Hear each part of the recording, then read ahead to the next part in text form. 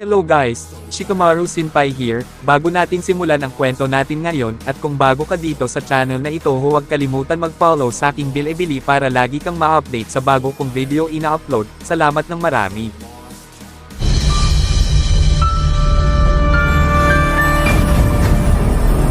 Ang Flying Raiden Jutsu ay ang signature technique ng ika-4 na Hokage.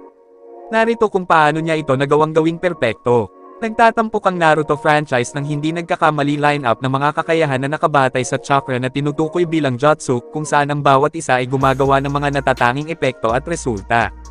Gayunpaman, hindi lahat ng jutsu ay pantay-pantay sa mga tuntunin ng lakas at gamit dahil ang ilan ay nangingibabaw sa larangan ng digmaan gamit ang kanilang walang katotohanan na kapangyarihan, na may isang halimbawa ay ang Flying Raiden Jutsu.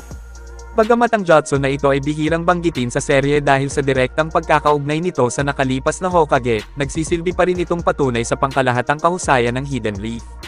Bagamat iniuugnay ng marami ang Flying Raiden Jutsu sa Minato no Mikaze, talagang si Tobirama Senjo ang lumikha ng walang harang na kakayahan na ito.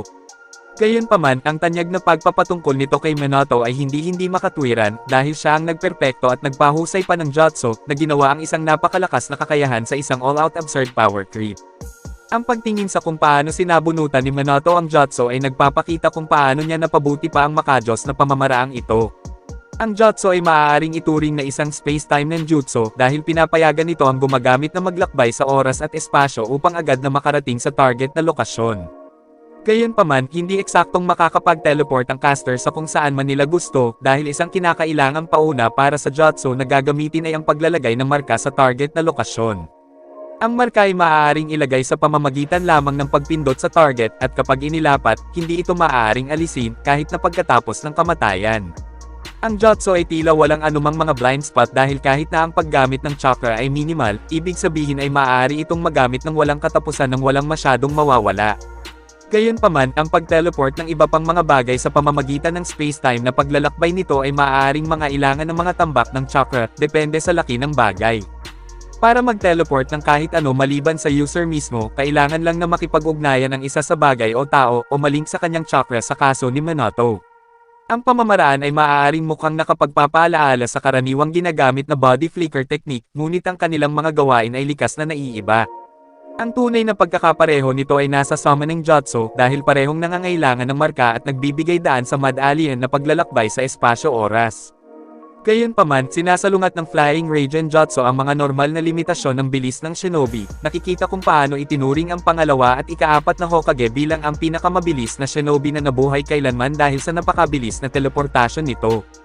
Bagamat nananatiling pareho ang pamamaraan, nagawa ni Minato na i-tweak ang espesyal na diskarte ng ikalawang Hokage at gawin itong sarili sa pamamagitan ng higit pang mga pagsulong na mas angkop sa kanyang estilo ng pakikipaglaban. Ang pangunahing pagkakaiba sa pagitan ng dalawang variation ay ang Minato's Flying Raiden Mark ay nagbibigay daan sa kanya na maramdaman ang paligid ng marka, na mahalagang nagbibigay sa kanya ng kritikal na impormasyon tungkol sa larangan ng digmaan. Ang bersyon ni Tobirama ay kulang. Ang perpektong bersyon ni Minato ay nagbigay daan sa kanya na i-teleport anumang bagay na nakikipag-ugnayan sa kanyang chakra.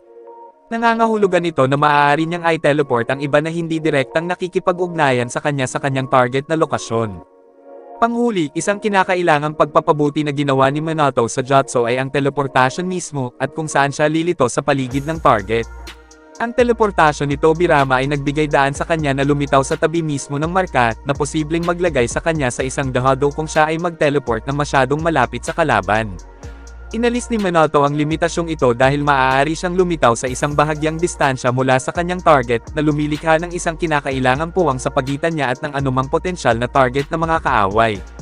Bukod sa pagpapabuti ng iginagalang na jutsu ng ikalawang Hokage, nakagawa din si Minato ng isa pang bersyon nito na mahalagang sumunod sa parehong prinsipyo.